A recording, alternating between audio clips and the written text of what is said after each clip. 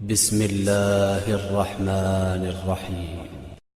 قرآن مجید میں ایک آیت ہے ان الحسنات یذہبن السیئات۔ حسنات نیکیاں گناہوں کو کھا جاتی ہیں۔ آیت ہے۔ سرکار سے کسی نے سوال کیا یا رسول اللہ وہ کون سی نیکیاں ہیں جو گناہوں کو کھا جاتی ہیں؟ اچھا دیکھیے، نماز آئندہ کے گناہوں سے بچاتی ہے، ماضی کے گناہوں کا ازالہ نہیں کرتی۔ آپ نے ابھی نماز ظہر اثر پڑھی، ماضی کے گناہوں کو یہ معاف نہیں کروائے گی۔ آئندہ ان الصلاۃ تنہا عن الفحشاء والمنکر، قرآن کہہ رہا ہے کہ نماز برائیوں سے بچاتی ہے۔ اب آئندہ برائی سے دوسری نماز تک انسان بچ سکتا ہے۔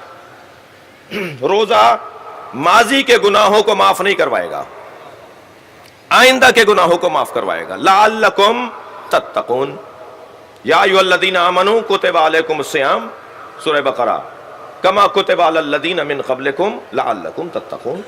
ہم نے تم پہ روزوں کو پہلے والوں کی طرح فرض قرار دیا تاکہ تم روزہ رکھ کے متقی ہو جاؤ۔ تو آج روزہ رکھیں گے تو کل تقوی آئے گا، آج روزہ رکھیں گے تو روزے کے بعد تقوی آئے گا۔ نماز پڑھوں گا تو آئندہ کی برائیوں سے بچوں گا۔ نماز روزہ میری ماضی کے گناہوں کو معاف نہیں کرواتا۔ اچھا یہ بھی طے ہے کہ جنت میں کوئی شخص داخل نہیں ہوگا جب تک کہ اس کے گناہ معاف نہ ہو جائیں، گناہ بخشے نہ جائیں، گناہوں کا ازالہ نہ ہو جائے۔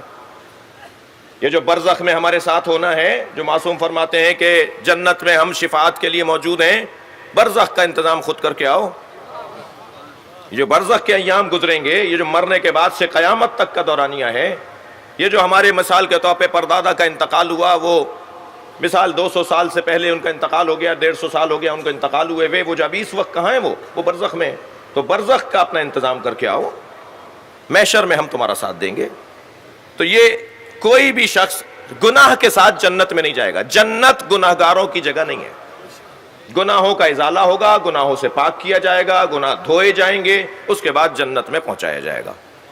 سوال یہ ہے کہ جنت میں کوئی گناہگار جائے گا نہیں، دوزخ میں کوئی ثواب لے کر نہیں جائے گا جی۔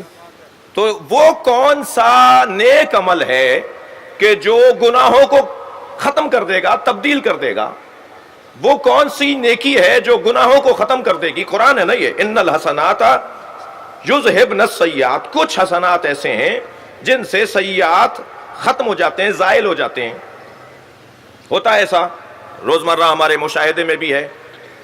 کسی تالاب کے اندر کوئی نجس چیز پڑی ہوئی ہو، اس میں اتنا پانی ڈالا جائے کہ اس کی نجاست جو ہے وہ زائل ہو جائے، وہ نجاست اس کی عین برطرف ہو جائے، نجاست نظر ہی نہ آئے، نہ خوشبو نہ بو اس کی باقی رہے، نہ مزہ، نہ مثال کے طور پہ رنگ اس کا باقی رہے۔ وہ نجاست تھی مگر ایک اور چیز نے اسے تبدیل کر دیا، زائل کر دیا، اسے نکال دیا، اسے ختم کر دیا۔ یعنی ایک چیز سے دوسری چیز کا ازالہ ہوتا ہے۔ سرکار دو جہاں سے کسی نے پوچھا یا رسول اللہ یہ کون سی نیکی ہے، توجہ چاہوں گا، جس سے گناہ دھل جائیں گے؟ توجہ ہے، میرے معصوم نبی نے فرمایا حب علی حسنۃ، علی کی محبت ایسی نیکی ہے جو گناہوں کو ایسے کھائے گی جیسے سوکھی لکڑیوں کو آگ کھاتی ہے۔ صلوات پڑھیں گے محمد و آل محمد۔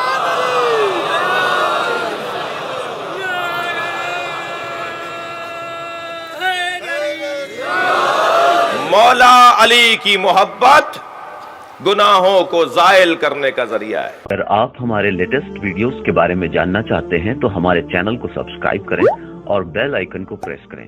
شکریہ۔